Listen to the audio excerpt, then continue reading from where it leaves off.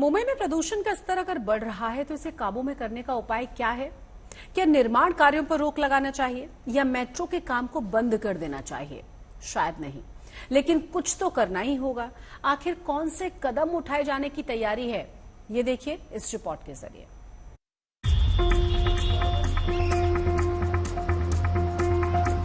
लगातार चल रहे निर्माण कार्य, कारों की बढ़ती संख्या और फिलहाल ठहरी हुई हवा मुंबई में प्रदूषण बढ़ा रही है। दिवाली और जाड़े से पहले AQI खतरनाक स्तर तक पहुंच रहा है। मुंबई की हवा खराब हो रही है तो नुकसान मुंबई वालों का हो रहा है। बीमारियां घेरेंगी और परेशानी बढ़ेगी। सबसे ज्यादा खतरा बच्चों और बुजुर्गों को है।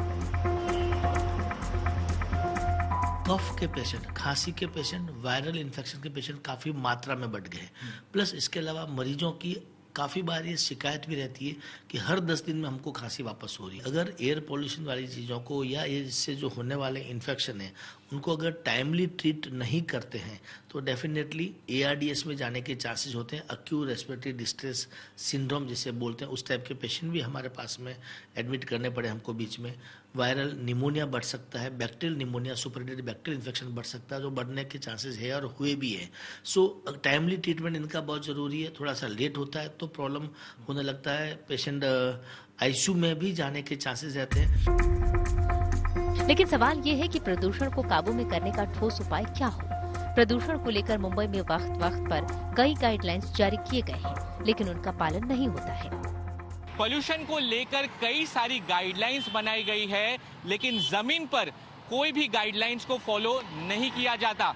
इसलिए एक्सपर्ट्स का कहना है कि पोल्यूशन के वजह से जो आपदा होने वाली है उसे टाला नहीं जा सकता जब तक सारी दुनिया एक साथ होकर मिलकर एक स्ट्रॉन्ग डिसीजन ना ले। पिछले शनिवार से प्रदूषण के बढ़ते स्तर ने खतरे का सायरन बजाया तो बात दिल्ली तक पहुंची। प्रधानमंत्री कार्यालय ने महाराष्ट्र के CM को फोन किया और चिंता जाहिर की। खबर है कि BMC जल्द ही एक गाइडलाइन जारी करने वाली है।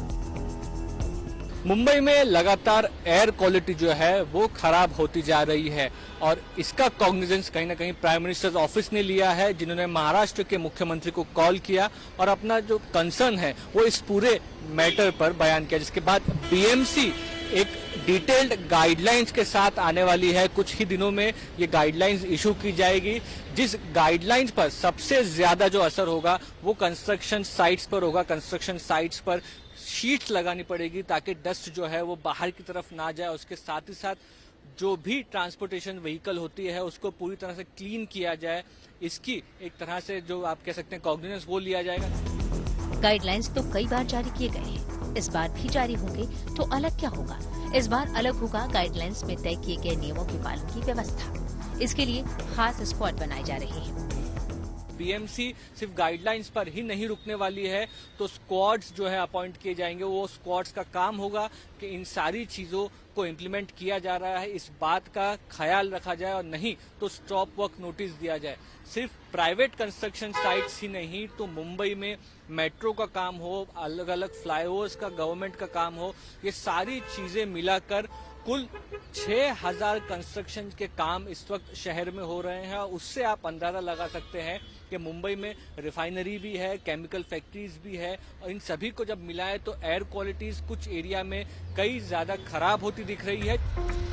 सरकार और दूसरी एजेंसियां एक्शन में हैं, लेकिन सबसे ज्यादा जरूरत आम नागरिकों को जागरूक होने की है। हम और आप जागेंगे तभी प्रदूषण जैसे राक्षस का मुकाबला कर पाएंगे। सौरभ अख्तानिया के साथ मुस्तफा शेख, मुंबई आज तक।